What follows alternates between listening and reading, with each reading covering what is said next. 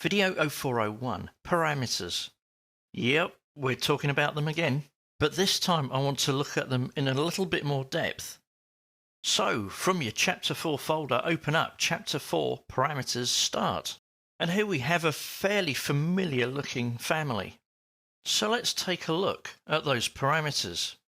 From your Create tab and the Properties panel, click on Family Types. Here are some of the parameters that we've created in previous exercises, and to date, that's pretty much all we've done. We've selected a dimension, gone to the options bar, and added a label. But in the Family Types dialog box, let's see what happens when we click on Add a Parameter. Let's take the top box to start with. The default is a family parameter. This information cannot appear in schedules or tags. So if you want to report that information, you need to create a shared parameter. And that shared parameter can be shared by multiple projects and families, exported to ODBC, and appear in schedules and tags. And we will be looking at this in more detail in another exercise. The box below is where we start adding the parameter data, like the name. Say, for example, I wanted a parameter that was aerial length. You'd think it's pretty straightforward just typing in its name. Apart from the fact that I like to keep things looking pretty, I always use title case in my parameter names. And when you refer to some of the standards that are out there, they'll quite often say that although title case isn't absolutely necessary, consistency is a good key. Next comes the discipline. Under Common Discipline, we have types of parameters like text, an integer, number, length, area, volume, angle, slope, currency, mass density, URL, material, a yes/no parameter, and family type. Text, well, that speaks for itself really. It's the textual parameter. An integer, well, they're great for counting whole numbers for when you want to count array numbers.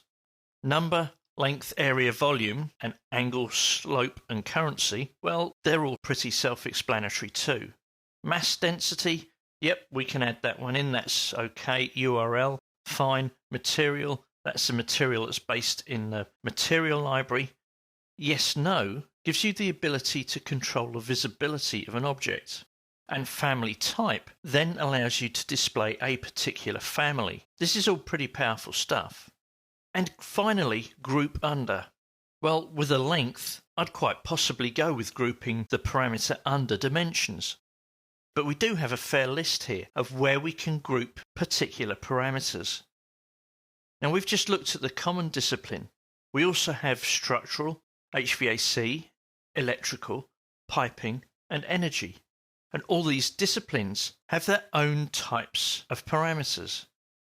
As we go through the exercises, we will be using a number of them, although I can't promise to use every single one.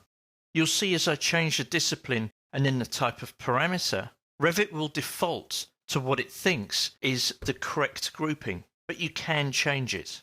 So let's change this back to Common and a length, and we'll group it under Dimensions. On the right-hand side of the dialog box, we've got Type, Instance, and Reporting Parameter. And again, we'll address these later on, so I'm going to stick with Type for the time being.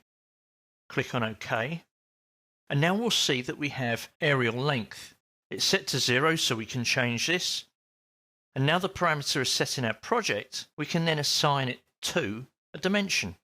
What happens if I want to change something about this parameter though? You can see that I have the ability to modify it. And see what happens now that I come to modify it.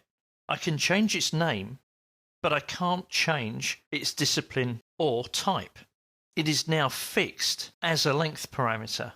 So if you'd mistakenly created this as a text parameter, the only way to change it would be to come back into here and remove it and start again, which comes back to planning and preparation.